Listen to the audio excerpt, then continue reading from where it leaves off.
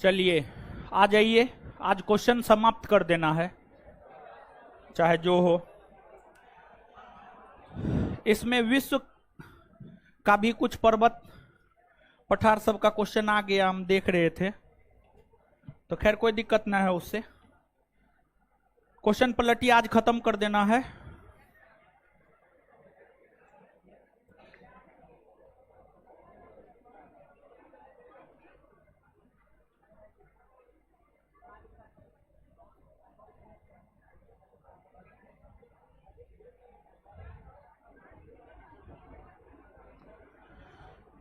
आ जाइए।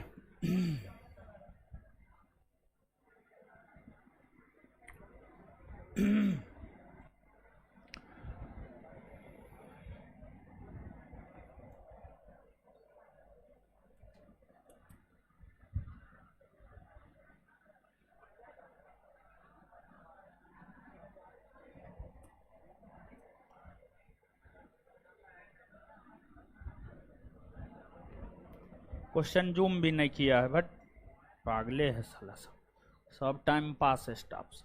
निम्नलिखित में से कौन सी पर्वतीय चोटी पूर्वी घाट में अवस्थित नहीं है? गलीकोंडा, सलहेर, सिंकरामगट्टा, मादुगुला कोंडा। सलहेर। सलहेर। सलहेर कहां जानते हैं? हाय, सलहेर कहां है जानते हैं? महाराष्ट्र में है। कहां है? महाराष्ट्र में। महाराष्ट्र में पूर्वी घाट का विस्तार है? महाराष्ट्र में पूर्वी घाट का विस्तार है? महाराष्ट्र में पश्चिमी घाट का विस्तार है। तो सलहेर जो है पूर्वी घाट में नहीं आता है, बल्कि सलहेर पश्चिमी घाट में आता है। महाराष्ट्र में है यह सलहेर।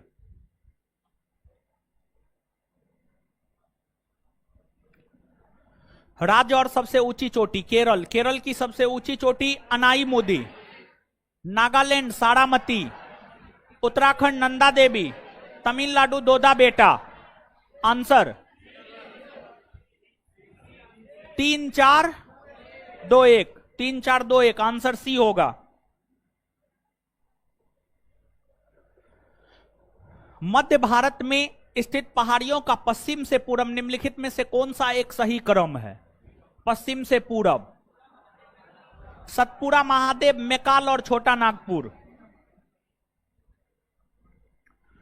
सतपुड़ा श्रेणी में स्थित श्रेणियों में से पश्चिम से पूर्व की और उनकी स्थिति को दर्शाने वाला निम्नलिखित में से कौन सा क्रम सही है?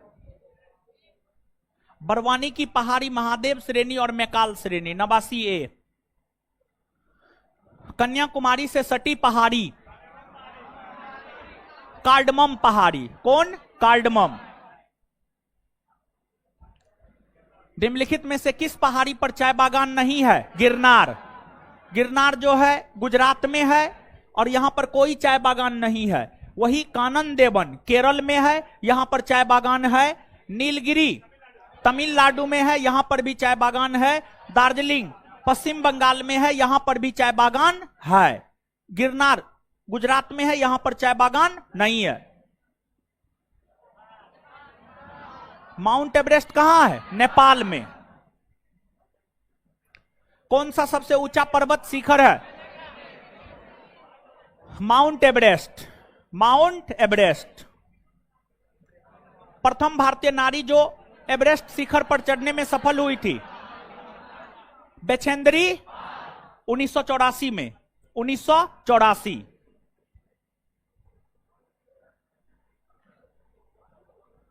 माउंट एवरेस्ट शिखर पर चढ़ने वाली पहली महिला जुंको तेबई, जापान की रहने वाली थी। कहां की? जापान की रहने वाली थी। और माउंट एवरेस्ट की चढ़ाई इन्होंने सर्वप्रथम 1975 ईस्वी में की थी। माउंट एवरेस्ट की चढ़ाई सर्वप्रथम इन्होंने 1975 ईस्वी में की थी।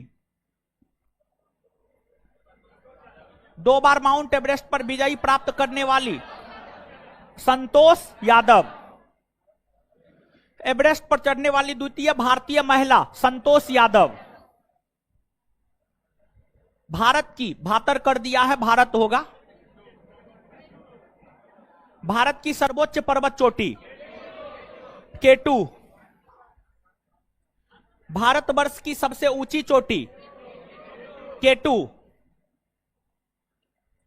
भारत की सबसे ऊंची पर्वत शिखर ऑप्शन के अकॉर्डिंग कंचनजंगा। हिमालय की ऊंची चोटी कंचनजंगा कहां स्थित है? सिक्किम में।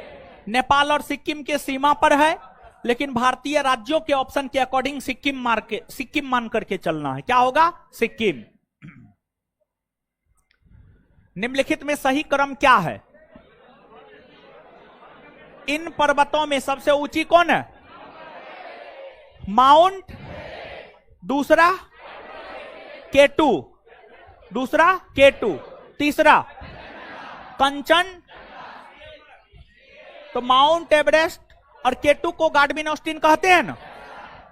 Mount Everest 8,850 metre, Godwin Austen 8611 metre और कंचनजंगा 8598 मीटर। आंसर सी होगा। होगा। नंदा देवी चोटी स्थित है उत्तराखंड हिमालय। उत्तराखंड हिमालय को ही कुमायूं हिमालय या उसी को ही गढ़वाल हिमालय भी कहा जाता है। आंसर क्या हो जाएगा? गढ़वाल हिमालय। नंदा देवी स्थित है उत्तराखंड में। कहां पर? उत्तराखंड में। नंदा देवी शिखर स्थित है उत्तराखंड में। गुरु शिखर पर्वत चोटी कौन से राज्य में? कौन से राज्य में? राजस्थान राज्य में। कौन सा एक अरावली का उच्चतम शिखर है?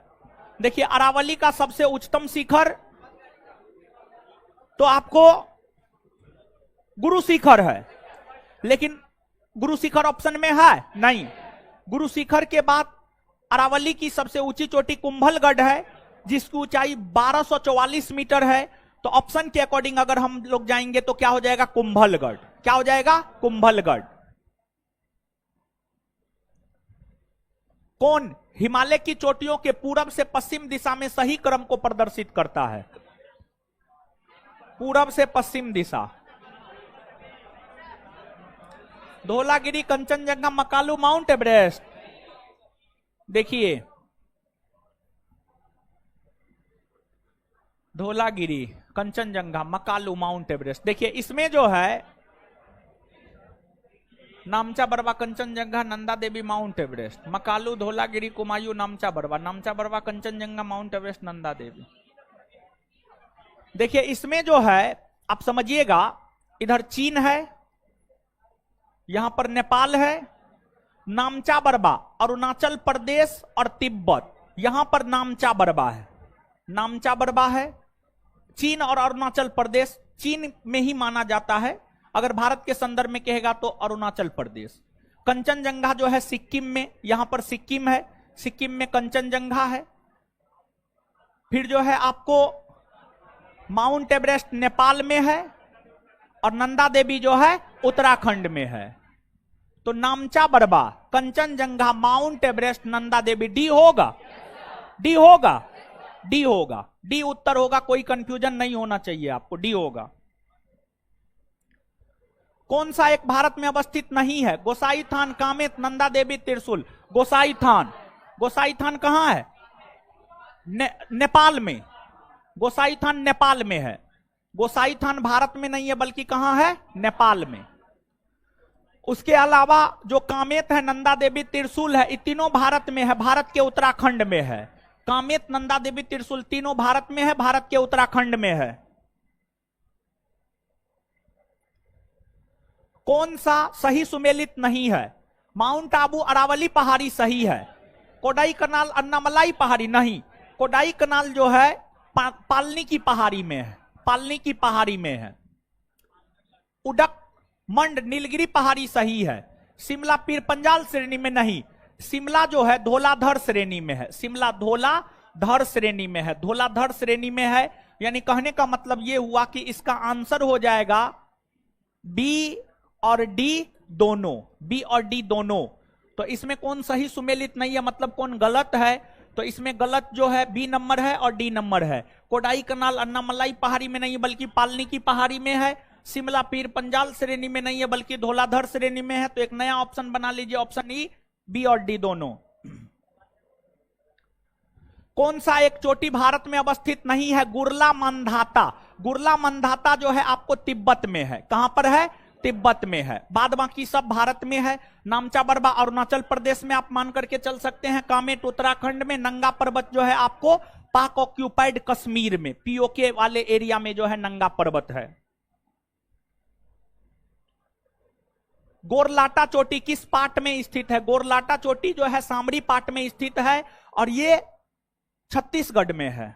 छत्तीसगढ़ में है। छत्तीसगढ़ में है।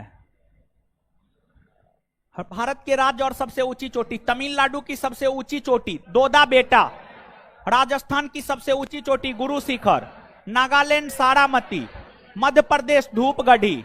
यानी 4 3 2 1, 4 3 2 1, यानी आंसर डी। कुल्लू घाटी जिन पर्वत श्रेणियों के बीच स्थित है, धौलाधर और पीर पंजाल। और कुल्लू घाटी कौन राज्य में? हाँ, हिमाचल प्रदेश। नेलांग घाटी किस राज्य में? बोलिए, नहीं बताएं, मार फटा से ठीक कर देंगे। नेलांग घाटी कहां है? उत्तराखंड।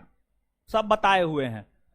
मरखा घाटी ऑप्शन के अकॉर्डिंग जम्मू कश्मीर, लेकिन लद्दाख में है न हो, ऑप्शन के अकॉर्डिंग जाना है। जुक्कू घाटी नागालैंड। सांगला घाटी आए हिमाचल। युथांग घाटी 3 4 2 1, आंसर डी। भारत में शांत घाटी किस राज्य में? केरल में ना, केरल में। कौन एक सही सुमेलित नहीं है, मतलब कौन एक गलत है? चांगला जम्मू कश्मीर में सही, रोहतांग हिमाचल प्रदेश सही, बोमडिला अरुणाचल प्रदेश सही, सेला उत्तराखंड नहीं, सेला अरुणाचल प्रदेश। सेला कहां है? अरुणाचल प्रदेश। अरुणाचल प्रदेश, यही गलत है, यही आंसर होगा 118 का डी। कौन एक सही सुमेलित नहीं है? डी नंबर, सेला उत्तराखंड नहीं बल्कि सेला अरुणाचल प्रदेश। बताइए पालघाट निम्नलिखित में से किनके मध्य स्थित है? एकदम बताए हुए हैं, क्या होगा? नीलगिरी और कोई कंफ्यूजन है? हाँ, कंफ्यूजन नहीं होना चाहिए, नहीं तो नानी याद दिला देंगे हम। निम्नांकित युग्मों में से किसका सुमेल नहीं है? बोमडिला अरुणाचल प्रदेश सही है, नाथुला सिक्किम सही है, भोरघाट हिमाचल प्रदेश नहीं, भोरघाट महाराष्ट्र, भोरघाट महाराष्ट्र। पालघाट केरल सही है, आंसर क्या हो जाएगा? सी। कौन सा दर्रा पश्चिमी घाट पर्वत श्रृंखला में नहीं है? खैबर दर्रा। खैबर दर्रा जो है पाकिस्तान में है, पाकिस्तान में खैबर दर्रा है, पाकिस्तान में खैबर दर्रा है। और इसी खैबर दर्रा को पार करते हुए सिकंदर भारत के ऊपर आक्रमण किया था। उसके अलावा जो थाल घाट, भोरघाट, पालघाट है, ये सब पश्चिमी घाट में आता है। थालघाट महाराष्ट्र में, भोरघाट महाराष्ट्र में, केरल में पालघाट है। और महाराष्ट्र और केरल जैसे राज्यों में पश्चिमी घाट का विस्तार है। तो आंसर क्या हो जाएगा? खैबर दर्रा। कौन सुमेलित नहीं है? सिपकिला हिमाचल प्रदेश सही है, लिपुलेख उत्तर प्रदेश गलत है, लिपुलेख उत्तराखंड, लिपुलेख उत्तराखंड। नाथुला सिक्किम सही है, जोजिला कश्मीर सही है, आंसर क्या हो जाएगा? बी। कौन सही सुमेलित नहीं है? सिपकिला हिमाचल प्रदेश सही है, बोमडिला अरुणाचल प्रदेश सही है, नाथुला मेघालय नहीं, नाथुला कहां है? कहां है? सिक्किम में है। जोजिला जम्मू कश्मीर सही है, आंसर क्या हो जाएगा? सी। नाथुला किस राज्य में? सिक्किम। कौन सा युग्म सही सुमेलित नहीं है, मतलब कौन गलत है? लिपुलेख उत्तराखंड सही है, नाथुला अरुणाचल प्रदेश नहीं, गलत है। नाथुला कहां? सिक्किम। कहां है? सिक्किम। गलत को ही ना चुनना था, आंसर बी हो जाएगा। रोहतांग हिमाचल प्रदेश सही है, पालघाट केरल सही है, आंसर क्या हो जाएगा? बी। निम्नलिखित दर्रों में से किससे होकर लेह जाने का रास्ता है? जोजिला। वर्ष 2006 के लगभग मध्य में निम्नलिखित हिमालय दर्रों में से कौन सा एक भारत और चीन के बीच व्यापार बढ़ाने के लिए पुनः खोला गया है? नाथुला। नाथुला सिक्किम में है, इसको खोला गया नाथुला। पहाड़ी दर्रा और राज, बनिहाल दर्रा Jammu Kashmir, Nathula Sikkim, Niti Uttarakhand, Shipkila 2 3 4 1, answer B. 2 3 4 1, answer B. कौन सा सुमेलित नहीं है, मतलब कौन गलत है? जेलेपला सिक्किम सही है, माना नीति उत्तराखंड सही है, सिपकिला जम्मू कश्मीर, सिपकिला हिमाचल प्रदेश, हिमाचल प्रदेश, बोमडिला अरुणाचल प्रदेश सही है। आंसर क्या हो जाएगा? सी। कौन उत्तराखंड में अवस्थित है? लिपू लेक, लिपू लेक दर्रा उत्तरा। कौन एक सुमेलित नहीं है? नाथुला अरुणाचल प्रदेश, बल्कि Sikkim, Lipu lake Uttarakhand, Rohtang Himachal Pradesh, Palghat Kerala. Answer A. कोई कंफ्यूजन नहीं हो रहा? सब तो एक एक क्वेश्चन है। तो एकदम कंसंट्रेशन बना करके रखिए। जैसे आपका कंसंट्रेशन भंग, एक क्वेश्चन आगे खोजते रहिएगा अपना। माना दर्रा उत्तराखंड, किंगरी विंगरी नीति माना क्या है? क्या है? दर्रा। 134 से। निम्नलिखित पर्वतीय दर्रों का सही पश्चिम से पूरब क्रम पहचानिए। पश्चिम से पूरब देखिए, ये भारत है, पूरब है, पश्चिम है। सिपकिला कहां है? हिमाचल, हिमाचल प्रदेश में सिपकिला है। नाथुला कहां है? सिक्किम इधर है न हो, नाथुला यहां है। बोमडिला कहां है? अरुणाचल, सिक्किम से भी इधर आइएगा तब ना अरुणाचल प्रदेश, यहां पर बोमडिला है। और लिपू लेक उत्तराखंड, उत्तराखंड यहां न है। तो पश्चिम से पूरब में सजाइए। सबसे पश्चिम में सिपकिला, सिपकिला के बाद लिपू लेक, और लिपू लेक के बाद नाथुला, नाथुला के बाद बोमडिला। एक बार फिर से, सबसे पश्चिम में सिपकिला यानी 1, फिर लिपू लेक यानी 4, और फिर नाथुला 2, और फिर बोमडिला 3। आंसर क्या हो जाएगा? सी होगा। कोई कंफ्यूजन नहीं। वह दर्रा जो सर्वाधिक ऊंचाई में अवस्थित है, बोलिए। इनमें से कोई नहीं। सबसे ऊंचाई पर स्थित दर्रा कौन है? यांगजी, हिमाचल प्रदेश में ना। हाँ, आंसर डी होगा, लिखाए है ना। हाँ, हिमालय में हिम रेखा निम्न के बीच होती है। 4300 मीटर से 6000 मीटर पूरब में, 4300 मीटर से 6000 मीटर पूरब में। सियाचिन हिमनद कहां स्थित है? नुब्रा घाटी के उत्तर में, नुब्रा घाटी के उत्तर। कौन सा हिमनद सबसे बड़ा है? सियाचिन। कौन? सियाचिन सबसे बड़ा हिमनद। इस ऑप्शन के अकॉर्डिंग गंगोत्री, ऑप्शन के अकॉर्डिंग गंगोत्री 140 सी। कौन सा विशालतम हिमनद है? सियाचिन। क्या हो जाएगा? सियाचिन। चोराबाड़ी ग्लेशियर स्थित है।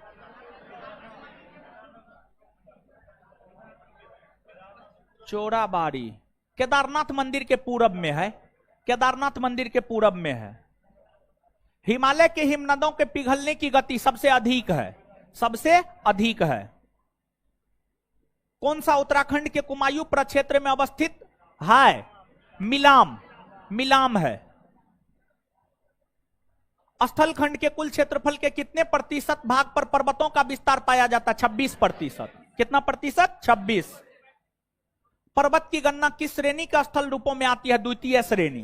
कौन श्रेणी? द्वितीय। पर्वतों पर विश्व की कितनी प्रतिशत जनसंख्या निवास करती है? 1%। 1%। देखिए ध्यान दीजिएगा, नहीं बताए हैं। अरे सुनिए, पर्वत, पठार, मैदान। पर्वत 26%, पठार 33%, बाद बाकी कितना बच रहा है? 639 325 कितना? 41। हाँ तो देखिए, पूरे विश्व के कुल क्षेत्रफल के 26% भूभाग पर पर्वत का विस्तार, 33% भूभाग पर पठार का विस्तार, मैदान 41%। पर्वतीय क्षेत्र में मात्र 1% मानव जनसंख्या निवास करती है, पठारी क्षेत्र में 9% मानव जनसंख्या निवास करती है और मैदानी क्षेत्र में 90% मानव जनसंख्या निवास करती है। ठीक है, तो ये मानव जनसंख्या का प्रतिशत हो गया। और ये संपूर्ण विश्व के क्षेत्रफल पर पर्वत कितना प्रतिशत, पठार कितना प्रतिशत, मैदान कितना प्रतिशत और मानव कितना कितना कितना रहता है। समझ गए? तो ये चीज है, इसको आप याद रखिएगा। समझ गए?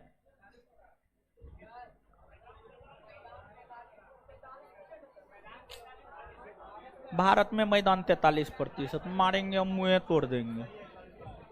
ठीक है, जोड़िए ना, 100 हो जाएगा महाराज।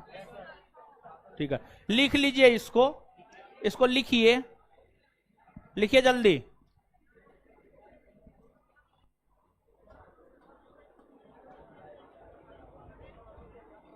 कितना फोन आता है?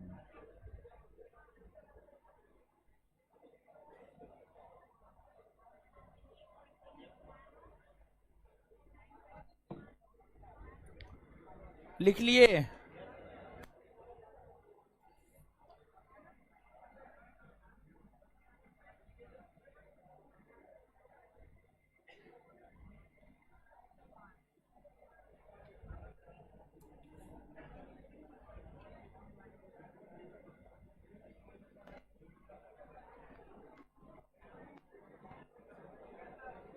हो गया? आगे आइएगा।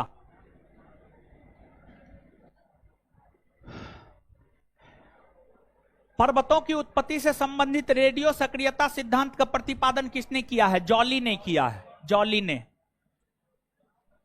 पर्वत निर्माणक भूसन्नति सिद्धांत का प्रतिपादन किसने किया है? कोबर ने, कोबर ने किया है।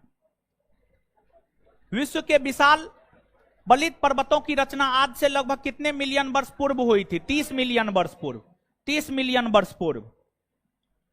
नवीनतम पर्वतमाला है यूराल, यूराल। हिमालय पर्वत श्रृंखला किसका उदाहरण है? वलित पर्वत का उदाहरण है, वलित, वलित पर्वत का उदाहरण है। एंडीज पर्वत उदाहरण है,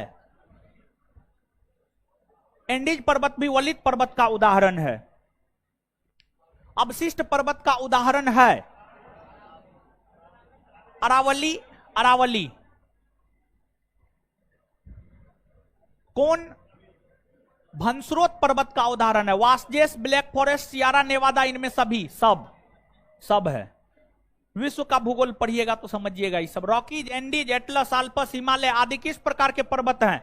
वलित पर्वत है। कैसे पर्वत हैं? वलित, वलित पर्वत। कौन विश्व के नवीन वलित पर्वत का उदाहरण प्रस्तुत करता है? विश्व के नवीन वलित पर्वत का आल्पस, आल्पस, आल्पस। एक वलित पर्वत है हिमालय, इसमें जो है वलित पर्वत का उदाहरण है हिमालय। हिमालय की उत्पत्ति किस भूसन्नति से हुई है? 33 से। किससे हुई है? 33 से। दक्षिण आल्पस पर्वत श्रेणी कहां स्थित है? न्यूजीलैंड में, न्यूजीलैंड में। दक्षिण आल्पस पर्वत श्रेणी न्यूजीलैंड में स्थित है। कौन सा पर्वत महाद्वीपीय जल विभाजक के रूप में जाना जाता है?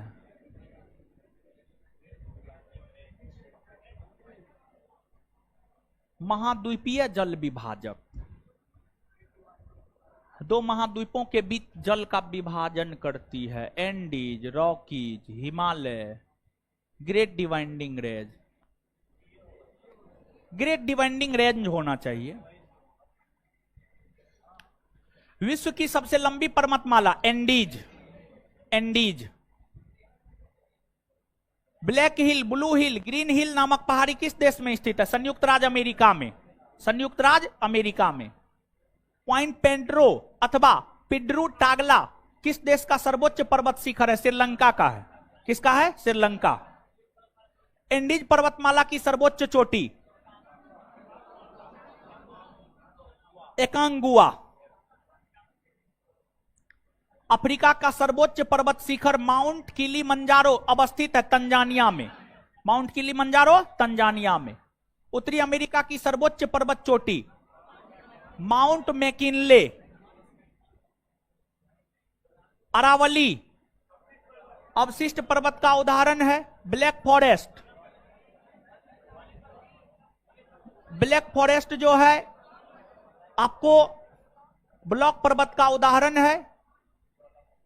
माउंट कोटोपेक्सी ज्वालामुखी पर्वत का उदाहरण है। आल्पस बलित पर्वत का उदाहरण है। मिलाइए 2 4 1 3 2 4 1 3 आंसर बी।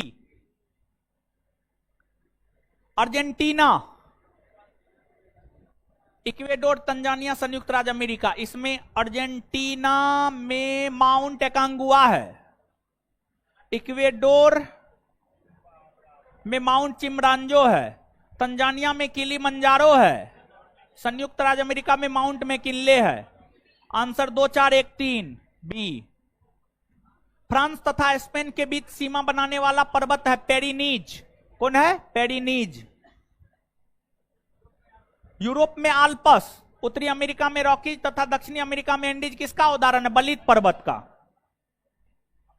माउंट एवरेस्ट देश में स्थित है? नेपाल में। कौन सी पर्वत श्रृंखला विश्व में सबसे बड़ी है? एंडीज। स्थलखंड के कुल क्षेत्रफल के कितने प्रतिशत भूभाग पर पठार का विस्तार? 33। कितना? 33। पठारी क्षेत्र में विश्व की कितनी जनसंख्या? 9%। कितनी? 9%। पठारी क्षेत्रों में कौन सा खनिज नहीं पाया जाता है? खनिज तेल। खनिज तेल नहीं पाया जाता है। कोयला, लोहा, मैग्नीज, खनिज तेल। खनिज तेल नहीं पाया जाता। खनिज तेल। जो पठार चारों ओर से पर्वत मालाओं द्वारा घिरे होते हैं क्या कहलाते हैं? अंतर पर्वतीय पठार। अंतर पर्वतीय पठार कहलाते हैं। पर्वतों के पदों अर्थात किसी पर्वत के सहारे स्थित पठार को क्या कहते हैं? पर्वत पदीय पठार। पर्वत पदीय पठार। किस पठार को अंतर पर्वतीय पठार की श्रेणी में नहीं रखा जाता है? छोटा नागपुर का पठार।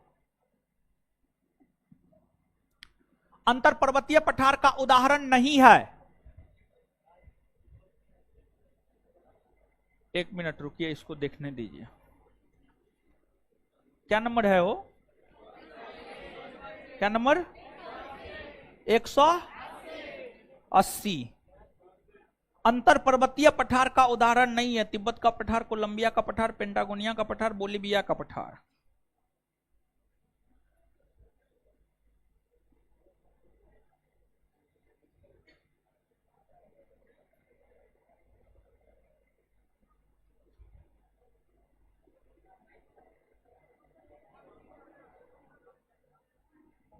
ये होगा आपको पेंटागोनिया का पठार होगा। पेंटागोनिया का पठार। पेंटागोनिया का पठार। पेंटागोनिया का पठार। आगे कौन एक पर्वत पदीय पठार है? इसका भी आंसर पेंटागोनिया। सेम क्वेश्चन है। पेंटागोनिया का पठार। मेसेटा का पठार किस देश में स्थित है? स्पेन तथा पुर्तगाल। स्पेन तथा पुर्तगाल। टेलीग्राफिक पठार कहां स्थित है? उत्तरी अटलांटिक महासागर में। उत्तरी अटलांटिक महासागर में। विश्व का सर्वाधिक ऊंचा पठार निम्नलिखित में से कौन है? तिब्बत का पठार। पोटबार पठार किस देश में? पाकिस्तान में है। पोटबार पठार पाकिस्तान में है। लोयस पठार स्थित है चीन में। तिब्बत का पठार निम्नलिखित में से कहां स्थित है?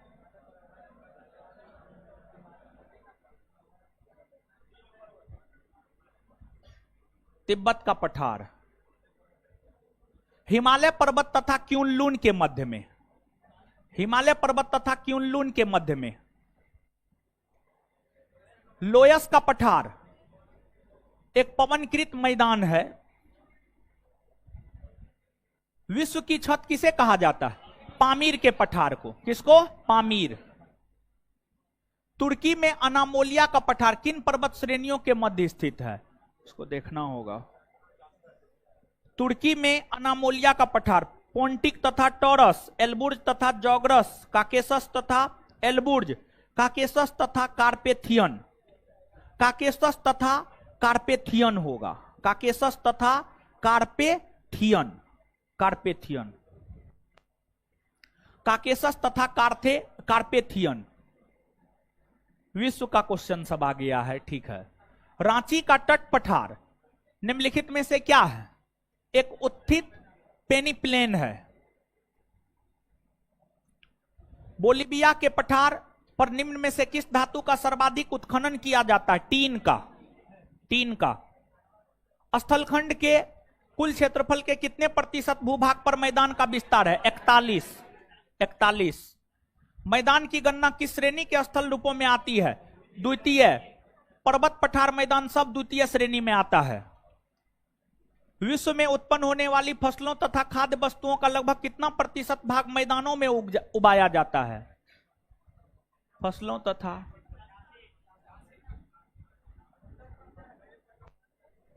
क्या नंबर क्वेश्चन है वो? 195। 85% होगा। 85%। समझिए 85%। 85%। 85%। विश्व की कुल जनसंख्या का कितना प्रतिशत मैदानों में निवास करती है? 90%। किस स्थल रूप को सभ्यता का पालना कहा जाता है? मैदान को। मैदान क्योंकि मुख्य तौर पर मानव जो है मैदानी भाग में रहता है, इसलिए मैदान को सभ्यता का पालना कहा जाता है। उत्तरी पश्चिमी चीन के लोयस मैदान किस प्रकार के जमाव से बना है? 198। रेत व धूल कणों के जमाव से। रेत व धूल कणों के जमाव से। रेत व धूल कणों के जमाव से। आगे।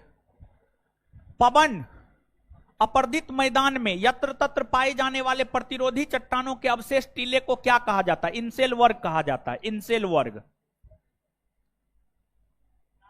कास्ट मैदान में यत्र तत्र स्थित अवशिष्ट टीलों को क्या कहा जाता है? मोनोडनाक। मोनोडनाक। ये सब जो है ना विश्व में पढ़िएगा है। रुकिए 200 नहीं जी, ह्यूमस होगा। सॉरी, ह्यूमस होगा। ह्यूमस होगा। मोनोडनाक नहीं होगा, ह्यूमस होगा। ह्यूमस। नदी अपर्दित मैदान अथवा संप्राय मैदान में यत्र तत्र पाए जाने वाले प्रतिरोधी चट्टानों के अवशेष को मोनोडनाक कहा जाता है। इसमें मोनोडनाक होगा। संप्राय मैदान का निर्माण किस क्रिया द्वारा होता है? नदी द्वारा होता है। नदी। नदी द्वारा होता है। पेडिप्लेन मैदान का निर्माण किस क्रिया द्वारा होता है? नदी द्वारा ही होता है। किस देश में लोयस के मैदान नहीं पाए जाते हैं? लोयस के मैदान नहीं पाए जाते हैं। क्या नंबर है वो? 204। कंबोडिया में नहीं पाया जाता है। कंबोडिया। कंबोडिया। कंबोडिया। आगे। पेनाइन, अपलेशियन और अरावली उदाहरण है।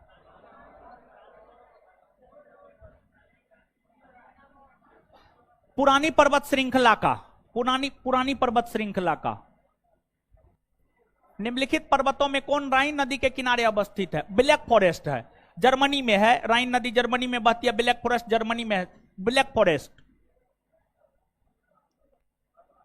पर्वत के उन प्राकृतिक अंतरालों को क्या कहा जाता है जो मार्ग बनाता है? दर्रा। दर्रा कहा जाता है। कौन सबसे ऊंचा है? Mount Everest.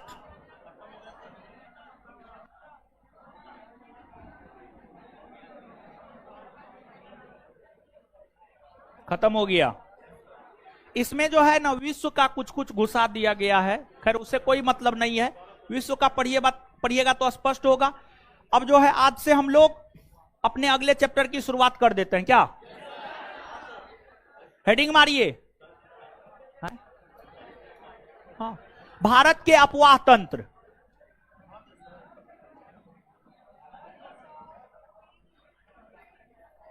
भारत के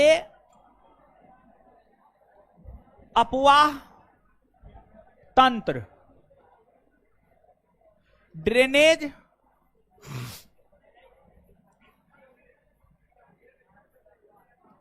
सिस्टम ऑफ इंडिया, बड़ी महत्वपूर्ण चैप्टर है।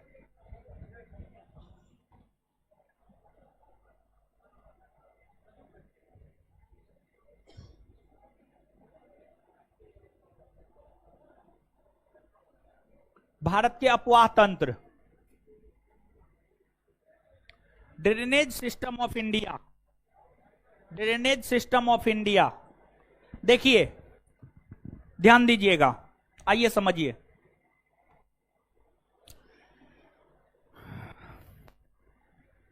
आपको इस चैप्टर में जो है मुख्य तौर पर भारत के नदियों से संबंधित जो भी चीजें हैं, जैसे झील हो गया, जलप्रपात हो गया, बहुउद्देशीय परियोजना हो गया, नदियों के किनारे बसे शहर हो गए, इन सभी चीजों को इस चैप्टर में पढ़ना है। इन सभी चीजों को इस चैप्टर में पढ़ना है। तो अब आप देखिएगा, सबसे पहले नदी के विषय में पढ़ते हैं। देखिए, नदी से जो प्रश्न पूछा जाता है, जैसे नदी से आपसे प्रश्न पूछा जाएगा, कौन नदी कहां से निकलती है, कौन नदी किस समुद्र या सागर में जाकर मिलती है, यानी नदी का उद्गम स्थल हो गया, नदी का संगम या मुहाना हो गया, नदी की सहायक नदी हो गई।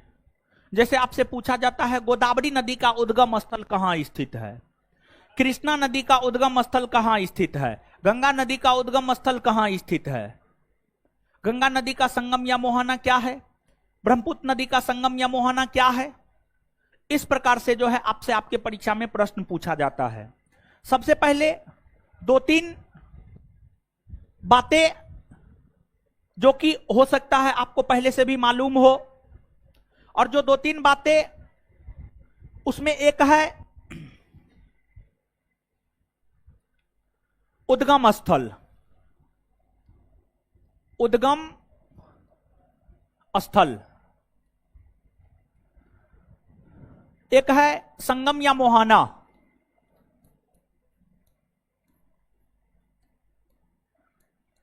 और एक है अपवाह क्षेत्र। अपवाह क्षेत्र,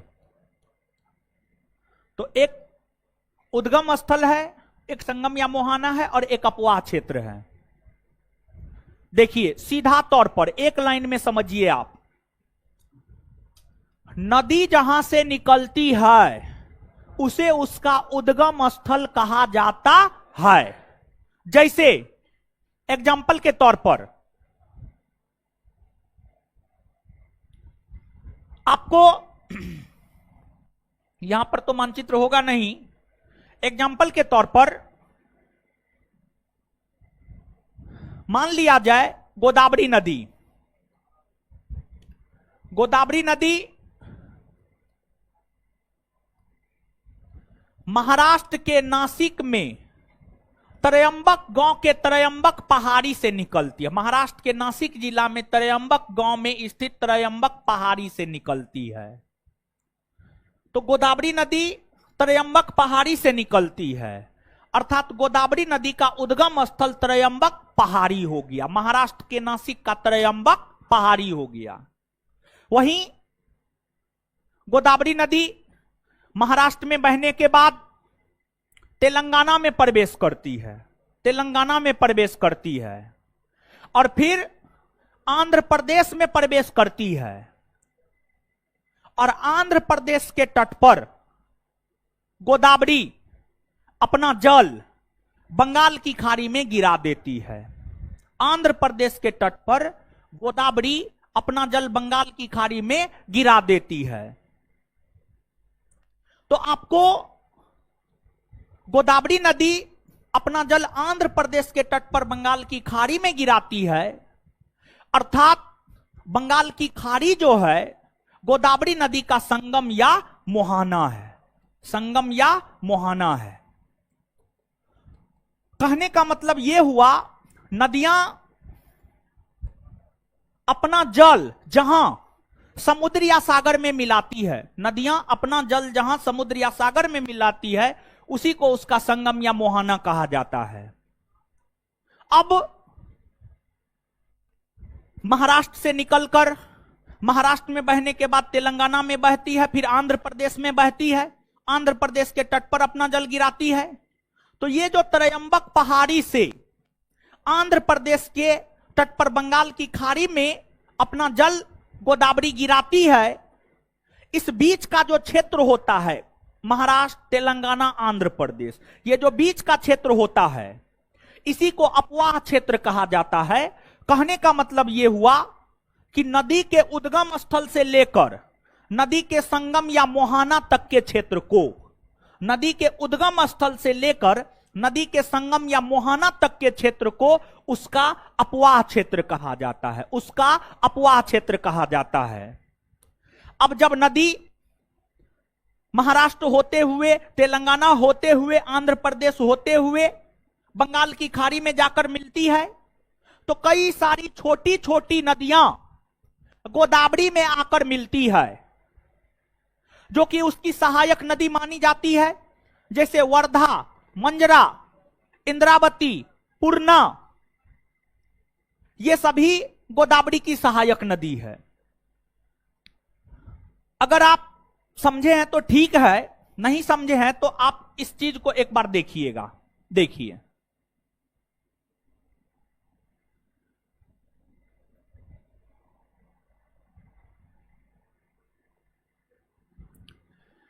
पर्वतीय क्षेत्र है,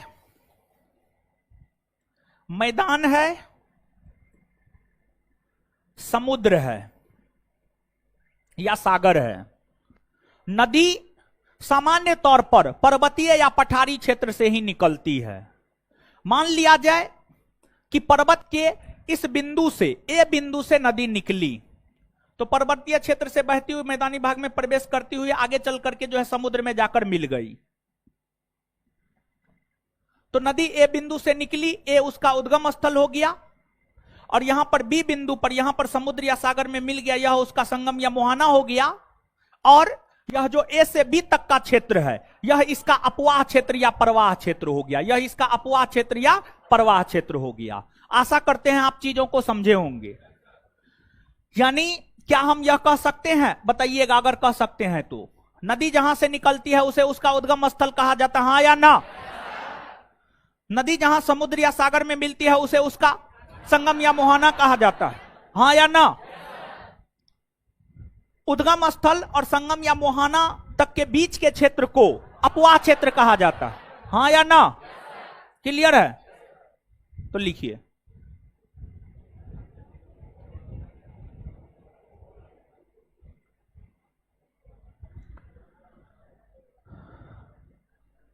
उद्गम स्थल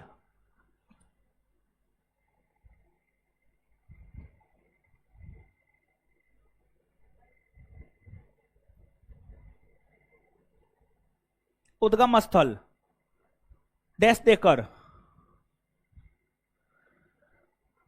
नदी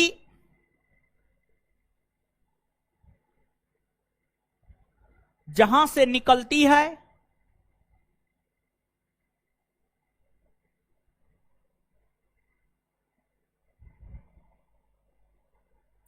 नदी जहां से निकलती है उसे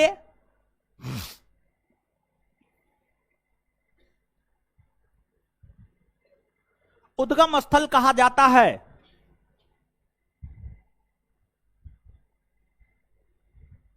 जैसे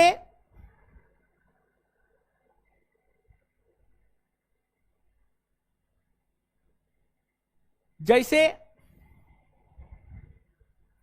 गोदावरी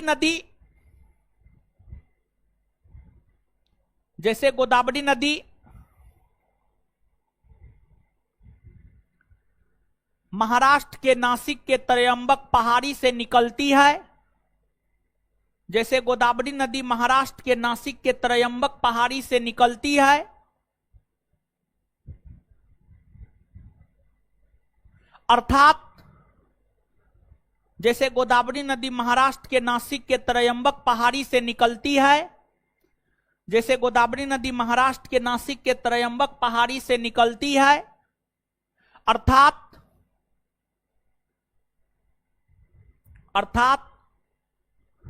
त्रयंबक पहाड़ी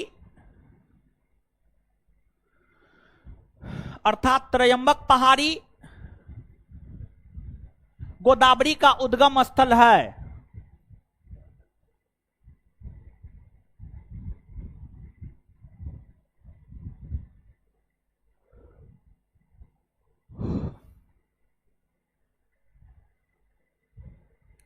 अर्थात त्रयंबक पहाड़ी गोदावरी का उद्गम स्थल है।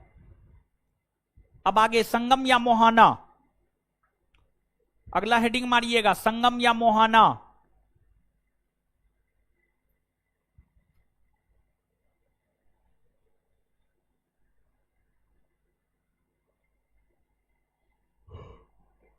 संगम या मोहाना डैश देकर,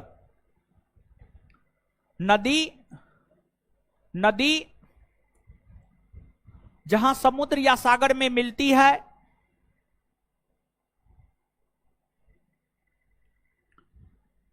नदी जहां समुद्र या सागर में मिलती है उसे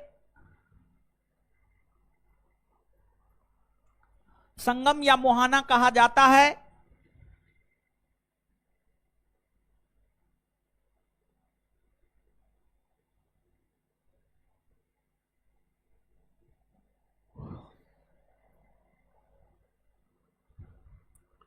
उसे संगम या मोहाना कहा जाता है।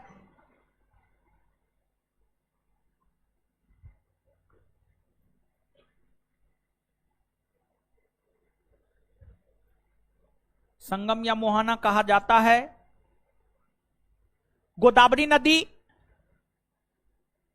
उसी में गोदावरी नदी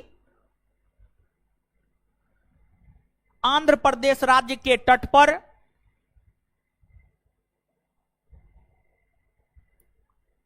गोदावरी नदी आंध्र प्रदेश राज्य के तट पर बंगाल की खाड़ी में मिलती है।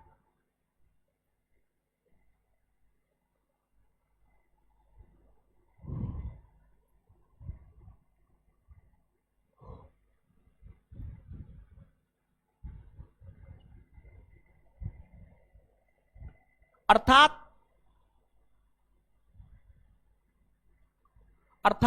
बंगाल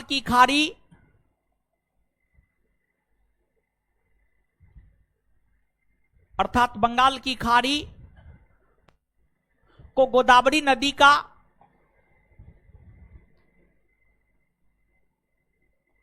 संगम या मोहाना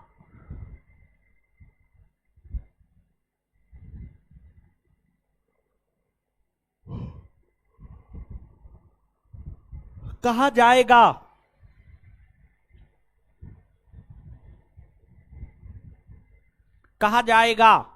फुल स्टॉप। अब अपवाह क्षेत्र,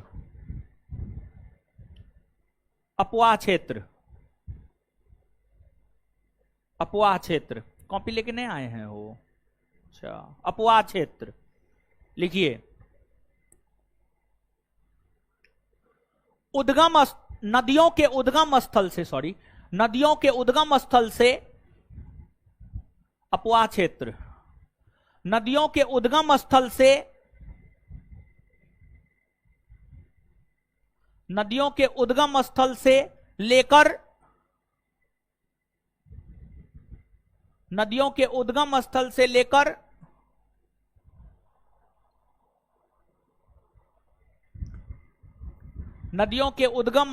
लेकर संगम या मोहाना तक के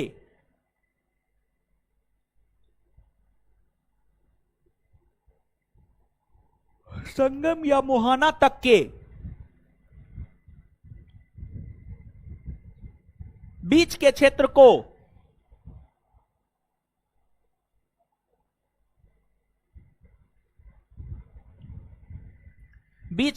को अपवाह क्षेत्र कहते हैं।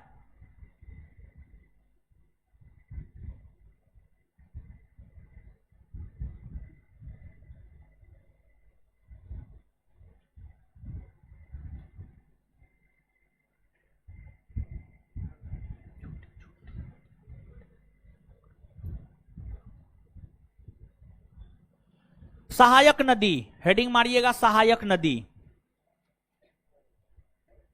एक मिनट हीरो सब, एक मिनट।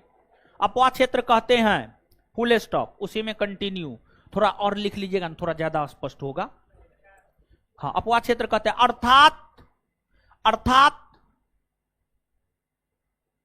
अर्थात गोदावरी नदी का अपवाह क्षेत्र, गोदावरी नदी का अपवाह क्षेत्र नहीं लिख रहे हैं। हाँ, उधर ऐसे जो मेरे तरह कमर पे हाथ दे करके खड़ा है, काहे न लिख रहे हैं? काहे? पार्टनर लिख रहा है, पार्टनर लिख रहा है आपका। अच्छा, पार्टनर खाता है आपका पेट भर जाता है। अजीब हाल मार। अच्छा रुकिए, कल से जो है नीचे वाला अब टेस्ट जो है उस बिल्डिंग में लेकर के चले गए हैं। नीचे वाला क्लासरूम अभी खाली है एगो, ठीक है। उस क्लासरूम में भी जो है यहां से लाइव करवा देंगे, ठीक है।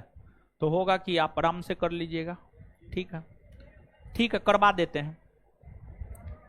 पूरा सिस्टम सब गड़बड़ हो गया है। लिखिए,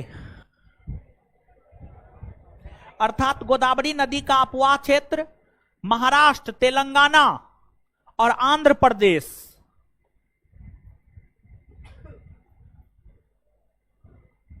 अर्थात गोदावरी नदी का अपवाह क्षेत्र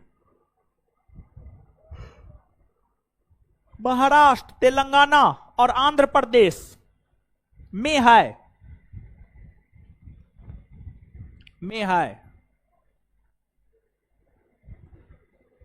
आगे हेडिंग मारिए सहायक नदी, सहायक नदी।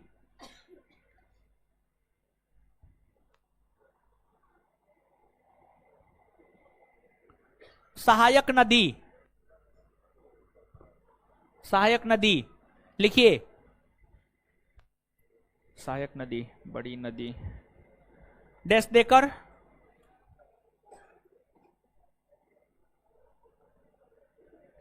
बड़ी नदियों के अपवाह क्षेत्र में, सहायक नदी डैश देकर बड़ी नदियों के अपवाह क्षेत्र में, बड़ी नदियों के अपवाह क्षेत्र में छोटी छोटी नदियां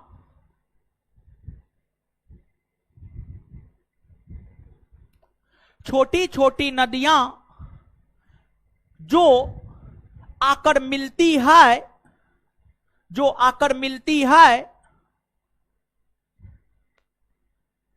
उन छोटी नदियों को ही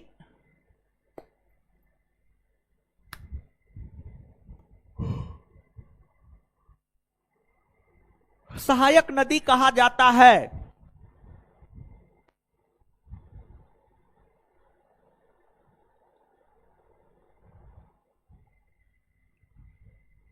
जैसे गोदावरी की सहायक नदी,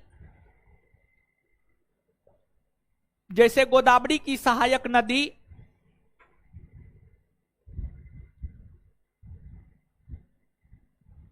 गोदावरी की सहायक नदी वर्धा, गोदावरी की सहायक नदी वर्धा, वर्धा, पूर्णा, मंजरा, पेनगंगा, वेनगंगा,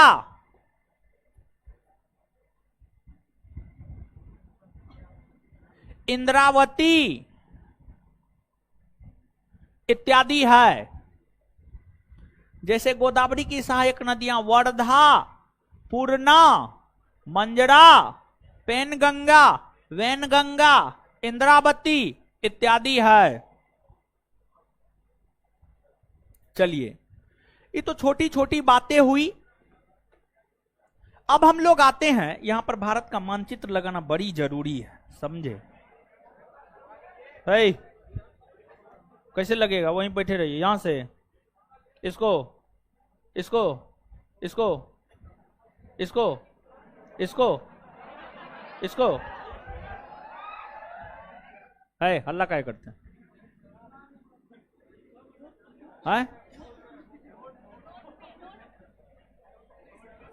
बे महाराज, फिर तो वहीं आ गए। अरे बोलिए ना जी, यहाँ पे तो वही तो हम बोले थे, इंपोर्ट इंपोर्ट।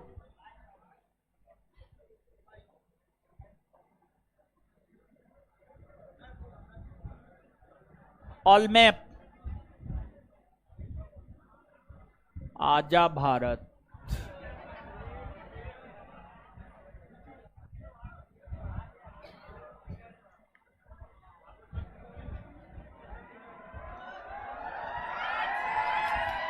हल्ला काहे कर रहे हैं? सीख गए? सीख गए ना? हाँ, तब बताइए, कुछ है? कुछ नहीं है?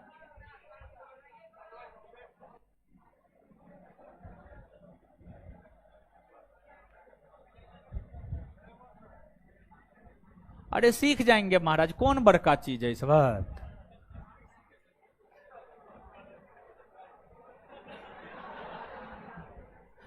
ये बैकग्राउंड वाला मिटा रहे हैं।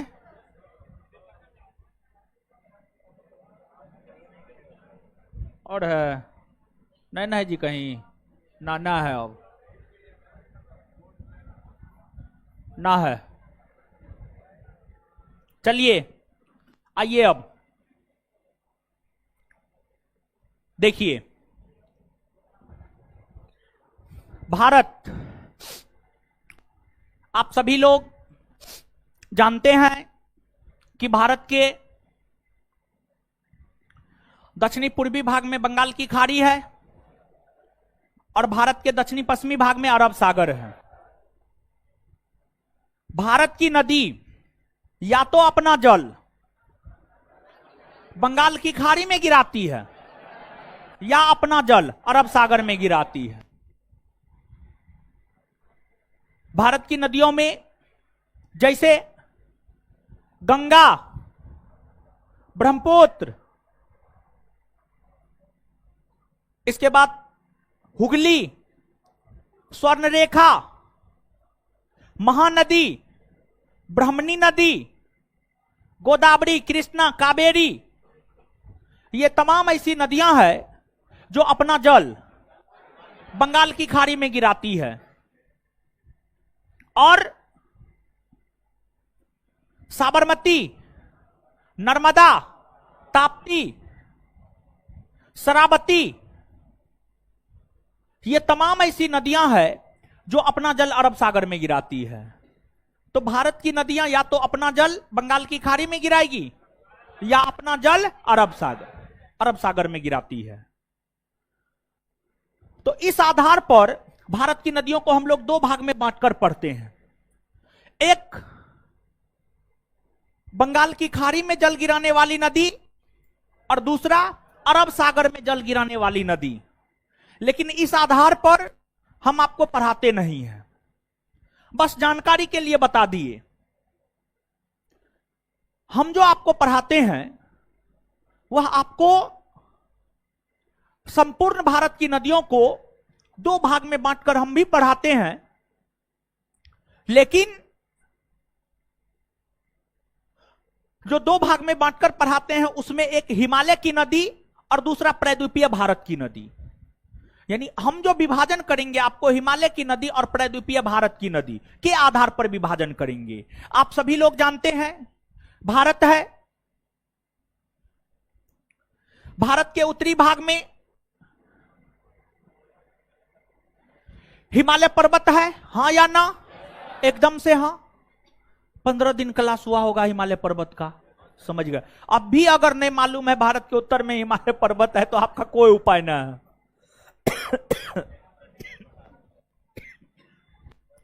भारत के उत्तर में हिमालय पर्वत है और भारत के दक्षिण में प्रायद्वीपीय पठार है, हां या ना? एकदम से हां, एकदम से हां। तो अब भारत में बहने वाली नदियों में कुछ नदियां ऐसी है जो हिमालयी क्षेत्र से निकलती है, हिमालयी क्षेत्र से निकलती है, हिमालयी क्षेत्र से। और कुछ नदियां ऐसी है जो प्रायद्वीपीय पठारी क्षेत्र से निकलती है, जैसे गंगा, यमुना, सिंधु, सतलज, ब्रह्मपुत्र, ये सब नदी हिमालयी क्षेत्र से निकलती है। और फिर महानदी गोदावरी, कृष्णा, कावेरी, नर्मदा, ताप्ती, ये सब नदी प्रायद्वीपीय पठारी भाग से निकलती है, प्रायद्वीपीय पठारी भाग से निकलती है। तो भारत की नदियों को जो दो भाग में हम बांट करके पढ़ाएंगे, एक हिमालय की नदियां और दूसरा प्रायद्वीपीय भारत की नदियां, दूसरा प्रायद्वीपीय भारत की नदियां। और फिर सबसे पहले हिमालय की नदियों को हम लोग डील कर लेंगे और हिमालय की नदियों को डील करने के बाद प्रायद्वीपीय भारत की नदियों को पढ़ेंगे और प्रायद्वीपीय भारत की नदियों को हम लोग दो भाग में बांटकर पढ़ेंगे। प्रायद्वीपीय भारत की नदियां, प्रायद्वीपीय भारत की नदियों में कुछ नदियां ऐसी है जो अपना जल बंगाल की खाड़ी में गिराती है, तो प्रायद्वीपीय भारत की वैसी नदियां जो अपना जल बंगाल की खाड़ी में गिराती है, और प्रायद्वीपीय भारत की कुछ नदियां ऐसी है जो अपना जल अरब सागर में गिराती है, जैसे नर्मदा, ताप्ती अरब सागर में अपना जल गिराती है, गोदावरी, कृष्णा, कावेरी, महानदी, स्वर्णरेखा बंगाल की खाड़ी में अपना जल गिराती है। तो यहां पर दो वर्गों में फिर से विभाजित करेंगे। बात समझ में आया? तो भारत की नदियों को दो भागों में बांटकर विभाजित, दो वर्गों में बांट करके पढ़ेंगे, हिमालय की नदियां और प्रायद्वीपीय। अब जब आप दूसरा चैप्टर का क्वेश्चन कर रहे थे तो थोड़ा बहुत क्वेश्चन जो है यहां से था, तो अब यहां पर चीजों को आप समझिएगा। तो यहीं पर जो है हम लोग हिमालय की नदियां और प्रायद्वीपीय भारत की नदियों में क्या अंतर है, हिमालय की नदियां और प्रायद्वीपीय भारत की नदियों में क्या अंतर है, उस अंतर को हम लोग यहीं पर समझेंगे। नीचे से लिखिए,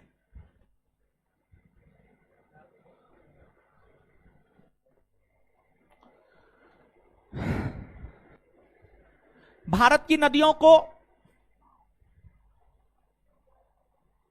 नीचे से लिखिएगा, भारत की नदियों को, भारत की नदियों को दो वर्गों में, भारत की नदियों को दो वर्गों में विभाजित कर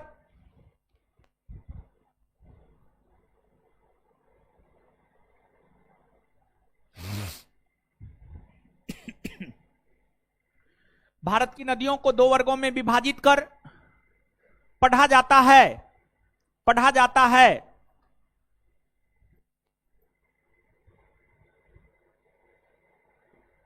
अब देखिए, एक नंबर में हिमालय की नदियां और दो नंबर में प्रायद्वीपीय भारत की नदियां।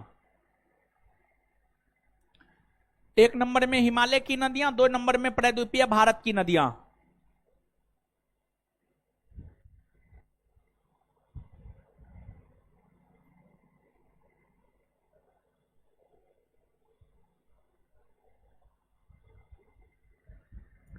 एक नंबर में हिमालय की नदियां, दो नंबर में प्रायद्वीपीय भारत की नदियां। अब सुनिए हो हीरो सब, आपको जो है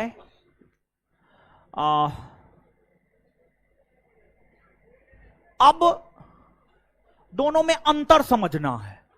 हिमालय की नदी और प्रायद्वीपीय भारत की नदी में अंतर क्या है, डिफरेंस क्या है। बिहार दरोगा 1717 पोस्ट 2018 में परीक्षा हुआ था, प्रीलिम्स में उसमें प्रश्न पूछा था। राजस्थान पीसीएस 2013 में प्रश्न पूछा है। यूपीएससी 2008-9 में प्रश्न पूछा है। मतलब यहां से लगभग हर परीक्षा में प्रश्न पूछे गए हैं। तो अब 2 कॉलम बनाइएगा, पहला में लिखिएगा हिमालय की नदियां, दूसरा में लिखिएगा प्रायद्वीपीय भारत की नदियां। 2 कॉलम बनाइएगा, पहला में लिखिएगा हिमालय की नदियां, दूसरा में लिखिएगा प्रायद्वीपीय भारत की नदियां। का हो चश्मिश, नहीं लिख रहे हैं? अरे चश्मिश आप ही को बोल रहे हैं, नहीं लिख रहे हैं, डेमो करने आए हैं। हाय बोलिए बोलिए ना, अरे आप ही को बोल रहे हैं चश्मिश, उधर उधर रेड शर्ट चश्मिश, काहे न लिख रहे हैं, डेमो करने आए हैं। अरे उधर आपको नहीं, आप रेड शर्ट कहाँ है महाराज, उधर उसको बोल रहे हैं उसे, नहीं नहीं उसको नहीं, आप चश्मा कहां पहने हैं? हाँ हाँ उसी को बोल रहे हैं, नहीं लिख रहा है वो, नहीं लिख रहा है क्या, डेमो करने आए हैं? अच्छा कॉपी लेके नहीं आया? थोड़ी तो पढ़ने के लिए आते हैं तो कॉपी लेके नहीं आते हैं। आज थोड़ी का यानी सबको लग रहा था क्वेश्चन में आज हम सोच करके आए थे, आज तीसरा चैप्टर शुरू कर देना है। चलिए सुनिए, अब अंतर समझिएगा।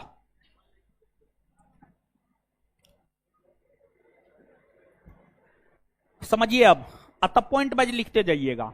सबसे पहली बात यह है, हिमालय की नदी है ना, देखिए हिमालयी क्षेत्र है, हिमालयी क्षेत्र यानी पर्वतीय इलाका है, पर्वतीय इलाका है यानी मैदान से ऊंचा क्षेत्र है। और ऊंचाई पर जब आप जाइएगा ना तो तापमान क्या होता है जानते हैं? तापमान कम होता है, तापमान कम होता है। जैसे जैसे ऊंचाई पर जाइएगा, 165 सेंटीमीटर ऊपर जाइएगा 1 डिग्री सेंटीग्रेड, फिर 165 मीटर जाइएगा फिर 1 डिग्री सेंटीग्रेड, फिर 165 मीटर ऊपर जाइएगा फिर 1 डिग्री सेंटीग्रेड ताप में कमी होगी। क्या होगी? मतलब अगर धरातल पर 24 डिग्री सेल्सियस तापमान है तो 165 डिग्री ऊंचाई पर जाइएगा तो 23, उससे ऊपर फिर 165 जाइएगा तो 22, और जैसे जैसे ऊंचाई पर जाइएगा तापमान क्या होता है? कम होते जाता है। और 0 डिग्री सेल्सियस पर पानी क्या होता है? जम जाता है। और पानी जब जम जाता है तो उसी को हम लोग बर्फ कहते हैं, हाँ या ना? हाँ। तो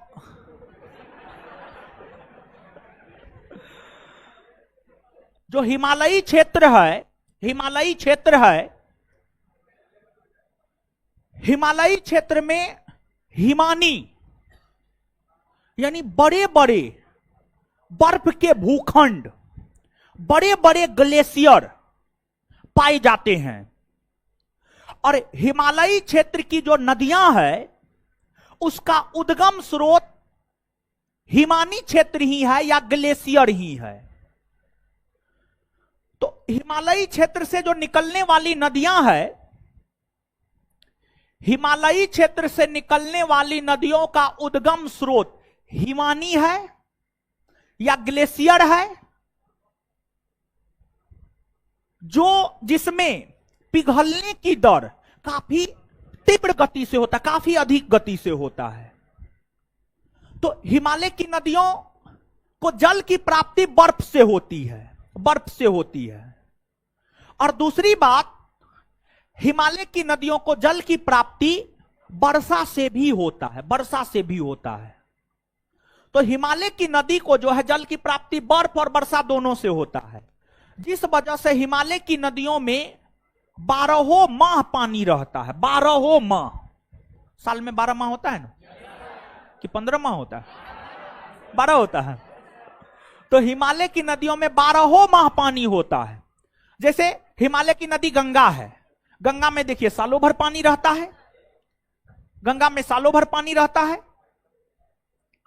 तो हिमालय की नदियां 12 मासी होती है, लेकिन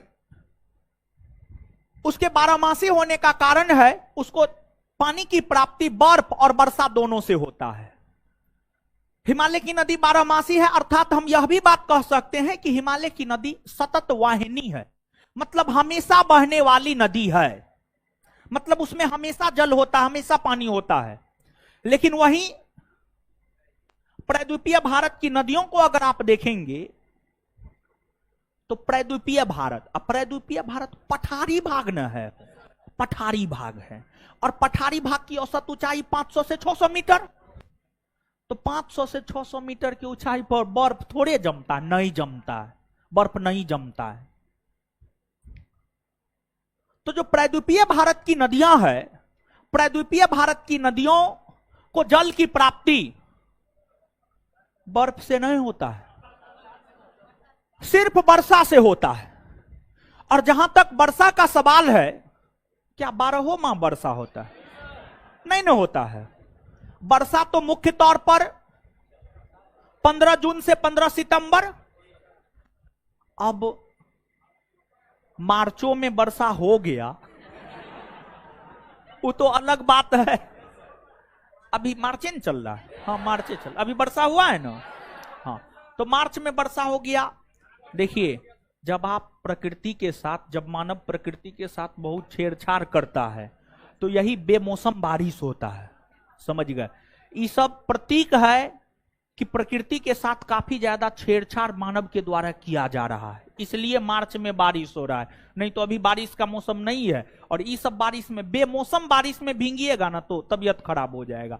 तो बेमौसम बारिश में कभी नहीं भींगना चाहिए। 15 जून से 15 सितंबर के बीच जो बारिश होता है उसमें आप भींगिए ना, तबीयत खराब नहीं होगा, और उसके बाद या उसके पहले के बारिश में भींगिएगा तबीयत खराब हो जाएगा, समझ गए। तो आप समझिएगा कि प्रायद्वीपीय भारत की नदियों को जल की प्राप्ति सिर्फ वर्षा से होता है, और वर्षा सिर्फ वर्षा ऋतु में होता है सामान्य तौर पर। तो वर्षा ऋतु में प्रायद्वीपीय भारत की नदियां लबालब भरी रहती है, मतलब काफी ज्यादा पानी होता है।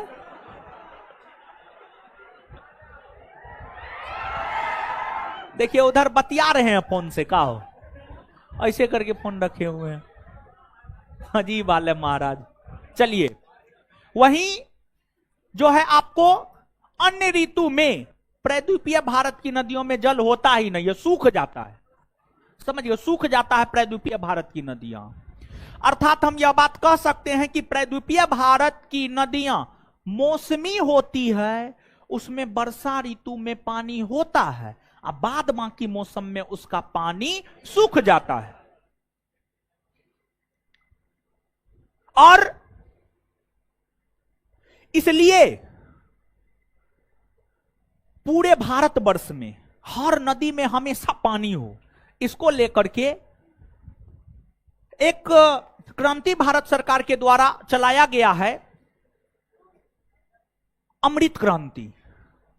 अमृत क्रांति नदी जोड़ो परियोजना, मतलब वैसी नदियां जिसमें सालों भर जल होता है उसको मौसमी नदियों से जोड़ा जाता है ताकि उन नदियों में भी सालों भर पानी हो। तो खैर ये अलग चीज है, खैर यहां पे अभी जाने की जरूरत नहीं है, चलिए छोड़िए। तो कुल मिलाकर के यहां पर एगो बात कह सकते हैं न हो कि हिमालय की नदियां 12 मासी, क्योंकि उसको जल की प्राप्ति बर्फ और वर्षा दोनों से, और प्रायद्वीपीय भारत की नदी मौसमी, क्योंकि उसको जल की प्राप्ति सिर्फ और सिर्फ, कह सकते हैं ना, लिखिए। लेकिन एगो बात जानिए, प्रायद्वीपीय भारत की नदियों में एगो कावेरी अपवाद है।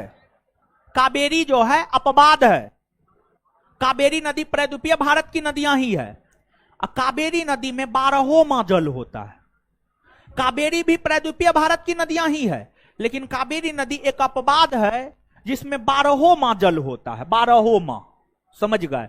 और जैसे उत्तर भारत के लोग यज्ञ अनुष्ठान में गंगा जल का प्रयोग करते हैं, वैसे ही दक्षिण भारत के लोग यज्ञ अनुष्ठान में कावेरी नदी के जल का प्रयोग करते हैं। समझ गए?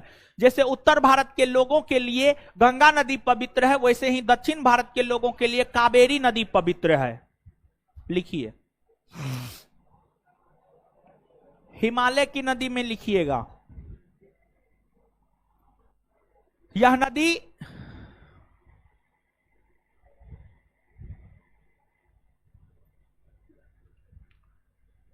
बारहमासी होती है,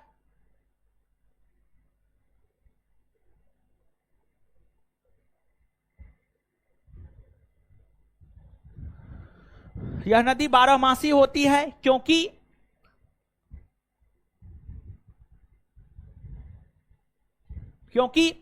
इन नदियों को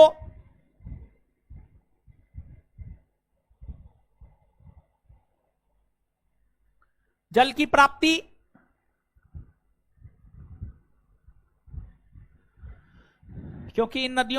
प्राप्ति हिम हिम हिमो हिम यानी बर्फ, हिम हिम, हे भगवान,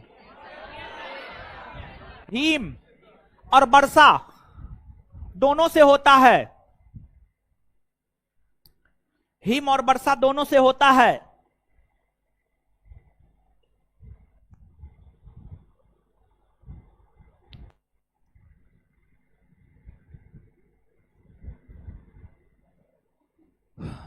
प्रद्वीपीय भारत की नदियों में लिखिएगा,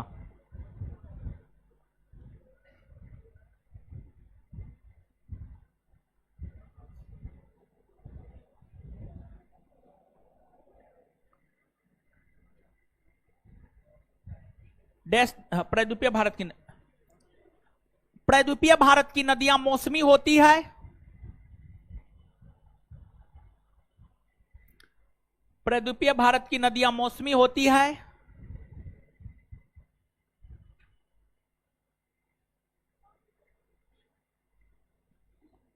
क्योंकि इसको जल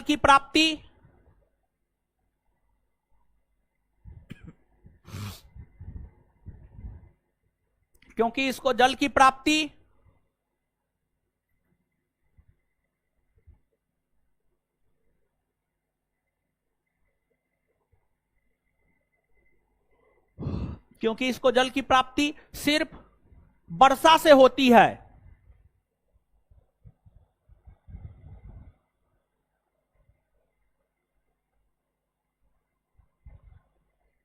सिर्फ वर्षा से होती है। Full stop. प्रद्वीपीय भारत की नदियों में ही दूसरा पॉइंट, प्रद्वीपीय भारत की नदियों में दूसरा पॉइंट,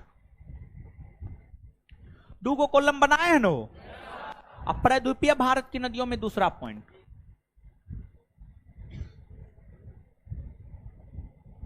प्रद्वीपीय भारत की नदियों में, प्रद्वीपीय भारत की नदियों में अपवाद स्वरूप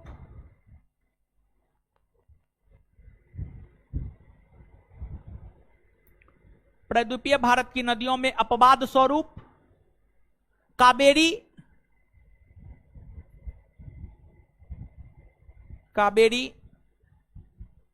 बारहमासी नदी है।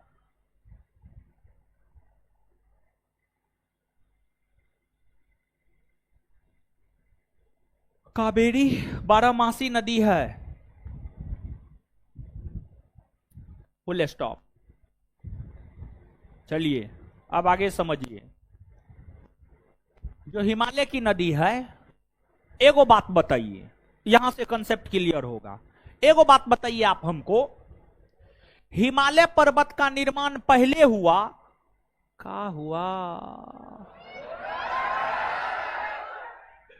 काहे पीछे से कलम भोगते हैं बेचारी को?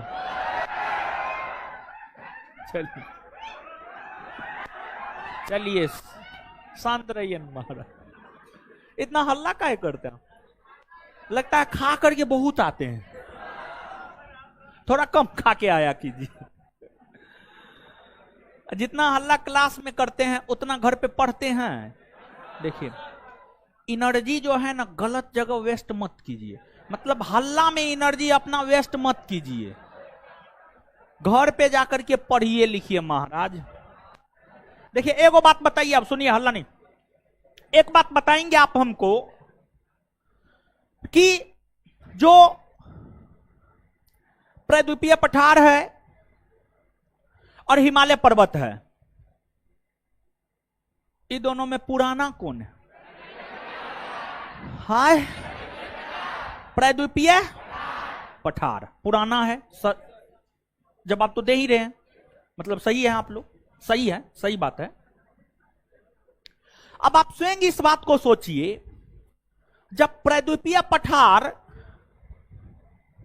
पुरानी है, हिमालय पर्वत प्रद्वीपीय पठार के तुलना में नई है, तो आप स्वयं थोड़ा सोचिए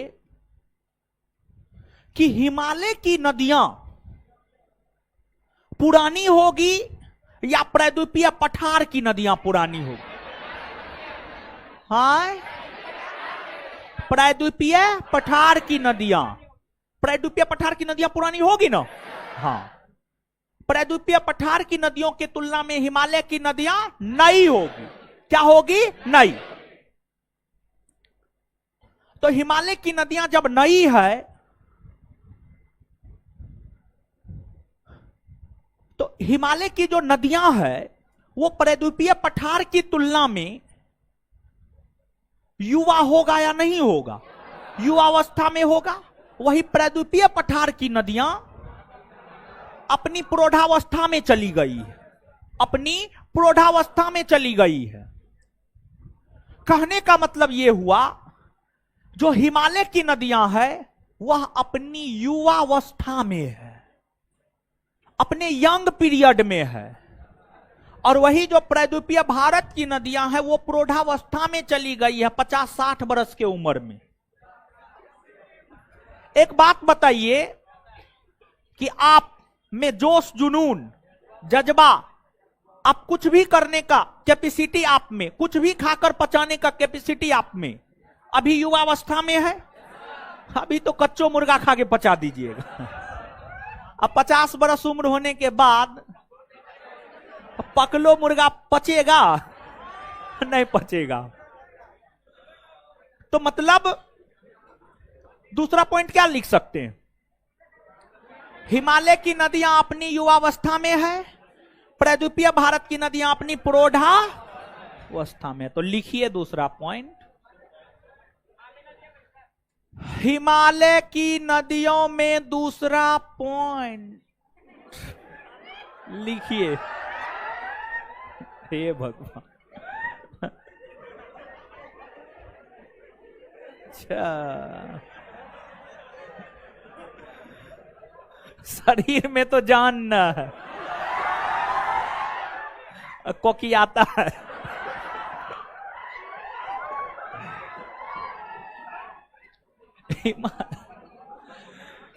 हिमालय की नदियों में दूसरा पॉइंट, हिमालय की नदियां अपनी युवावस्था में है।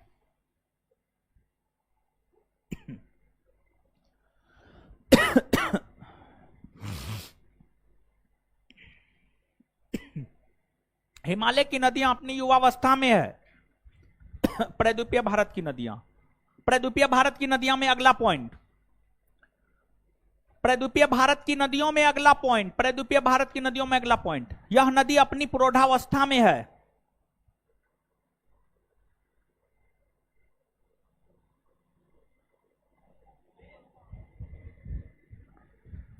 प्रद्वीपीय भारत की नदियों में दूसरा पॉइंट या अगला पॉइंट, जो भी तीसरा पॉइंट होगा प्रद्वीपीय भारत की नदियों में, यह अपनी प्रौढ़ावस्था में है। इतना बात समझ में आया? कोई दिक्कत, कष्ट, आपत्ति नहीं ना? नदी जहां से निकलती है उसे उसका उद्गम, नदी जहां समुद्र या सागर में मिलती है उसे उसका संगम या उद्गम स्थल से लेकर संगम या मोहाना तक का क्षेत्र, अपवाह, नदियों के अपवाह क्षेत्र में जो छोटी छोटी नदियां आकर मिलती है उसे सहायक। भारत की नदियों को कितने भाग में बांटकर पढ़? हिमालय की नदी और प्रायद्वीपीय। हिमालय की नदी बारहमासी है क्योंकि उसको जल की प्राप्ति हिम और वर्षा। प्रायद्वीपीय भारत की नदियां मौसमी है क्योंकि उसको जल की प्राप्ति सिर्फ वर्षा।